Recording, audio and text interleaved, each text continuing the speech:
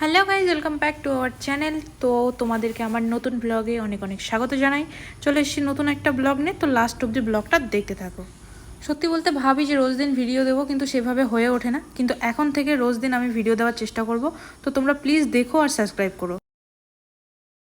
So আজ চলে এসেছি আমি ভারতে সিটিতে, কারণ এখানে আমার বুফে ব্রেকফাস্টের ইনভিটেশন ছিল। তো যেখানে আমার শ্বশুরবাড়ি থেকে কিছু লোক এসেছিল আমার বার্থডে উপলক্ষে, বার্থডে সেলিব্রেশনের জন্য।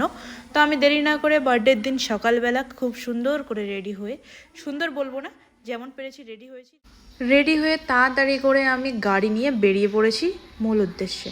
তো যাওয়ার সময় যে পরিবেশটা ছিল সেই পরিবেশটাই তোমাদেরকে এতক্ষণ দেখালাম। এখানে যাওয়ার এন্ট্রিতেই সুন্দর মতো ব্যাগ চেক করা হচ্ছে। ব্যাগ চেক করার পরে নিজেকে চেক করলাম, নিজেকে চেক করে সোজা এখানে চলে এলাম। তারপর আমি আমার ব্যাগটা নিয়ে ভেতরের দিকে প্রবেশ করলাম। ভিতরে প্রবেশ করতে সুন্দর মতো হাত জোর করে তারা ওয়েলকাম করলো আমাকে। এখানে একটা সুন্দর ঝুমার করা রয়েছে, ঝুমারটা দেখে সত্যি খুব ভালো লেগেছে আমার।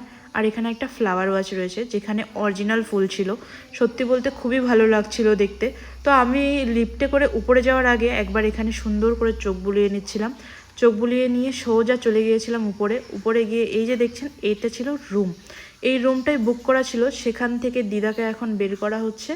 দিদা মাস মিলে নিচে যাব এখন। আর এইটা হচ্ছে রেস্টুরেন্টটা ছিল, যেটা হোটেলের ভেতরে ইনক্লুডিং ছিল।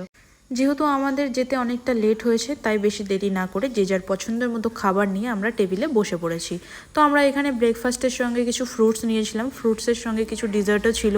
যে যার মন পছন্দের মতো ডিজার্টও ছিল, ডিজার্টও আমরা নিয়েছিলাম।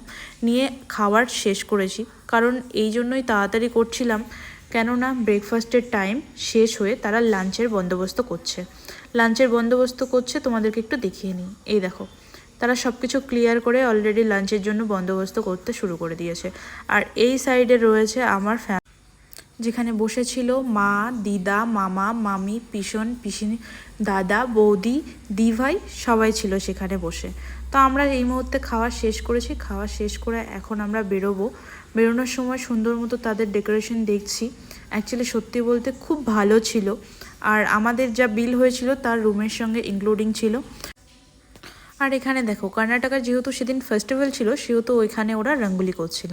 তো চলো, আজকের ব্লগটা এই অবধি। দেখা হচ্ছে নেক্সট ব্লগে। ততক্ষণ অবধি সবাই সুস্থ থাকুন, ভালো থাকুন, টাটা, বাই বাই।